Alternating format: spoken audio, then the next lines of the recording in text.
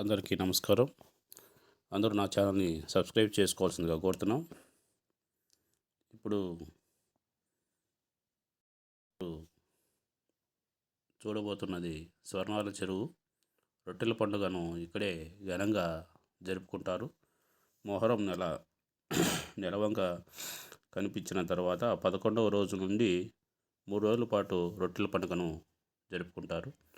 మన రాష్ట్రం నుంచే కాకుండా దేశ విదేశాల నుంచి, ఇతర రాష్ట్రాల నుంచి భక్తులు ఇక్కడికి వస్తూ ఉంటారు. ఇదే స్వర్ణాల చెరువు అంటారు. నెల్లూరులోని బారాషాయి దర్గాకు పక్కన ఉన్నటువంటి చెరువు ఇది. రొట్టెల పండుగను ఇక్కడ ఘనంగా జరుపుకుంటారు. దీని యొక్క నేపథ్యం ఏమిటంటే, నెల్లూరు ప్రాంతాన్ని పరిపాలించిన ఆర్కాట్ నవాబు భార్య తీవ్రమైన అనారోగ్యంతో బాధపడేది. ఆ రోగ నివారణకు నవాబు ఎన్నో ప్రయత్నాలు చేసినా ఫలితం లభించలేదు. చెరువు వద్ద రజక దంపతులకు ఈ 12 మంది యుద్ధ వీరులు కలలో కనిపించారు. సమాధులపై ఉన్న మట్టిని నవాబు భార్యకు లేపనంగా పూస్తే ఆమె ఆరోగ్యం కుదుట. ఆ దంపతులు ఈ విషయాన్ని నవాబు ఆస్థానంలోని రాజగురుకి తెలియజేశారు. రాజగురువు ద్వారా విషయం తెలుసుకున్న నవాబు బారాషాహిద్ నుండి మట్టి తీసుకువచ్చి తన భార్యకు.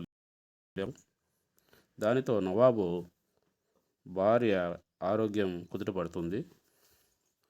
దీనికి కృతజ్ఞతగా ఆర్కాట్ నవాబు భార్య సమేతంగా బారాషాహిద్ దర్గాను సందర్శించి ప్రార్థనలు నిర్వహించి రొట్టెలను నైవేద్యంగా సమర్పిస్తాడు. అప్పటి నుండి ప్రజలు రొట్టెలను పంచుకోవడం జరుగుతుంది. బారాషాహిద్ దర్గాను అభివృద్ధి చేశాడు. అప్పటి నుంచి ప్రజలకు తమకు ఎలాంటి కోరికలు ఉన్నా బారాషాహిద్ దర్గా పక్కన ఉంటున్న స్వర్ణాల చెరువుకు రావడం ప్రారంభించారు. వారి కోరికను నెరవేరిన తర్వాత దర్గాను సందర్శించి రొట్టెలను పంచుతామని మొక్కుకుంటారు. అలా కోరిక తీరిన వారు మరుసటి సంవత్సరం జాతరకు వస్తారు. రొట్టెల పండుగ నాడు వారు తెచ్చిన రొట్టెలను ఇతరులతో పంచుకుంటారు. రొట్టెల పండుగ మొదటి రోజు షహదా ప్రారంభమవుతుంది. రెండవ రోజు గంధోత్సవంలో భాగంగా కోటిమిట్టిలోని అమీనియా మసీదు నుండి గంధాన్ని తీసుకువస్తారు. ఈ 12 సమాధులకు గంధం పూస్తారు. మిగిలిన గంధానికి ప్రసాదంగా ఇస్తారు. మూడవ రోజు రొట్టెల పండుగ.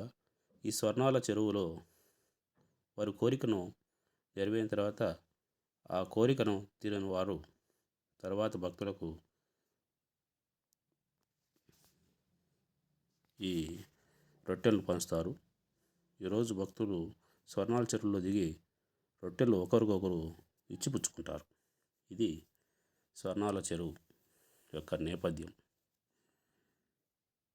ధన్యవాదాలు. అందరూ నా యొక్క యూట్యూబ్ ఛానల్ను సబ్స్క్రైబ్ చేసుకోవాల్సిందిగా మరీ కోరుతున్నాను.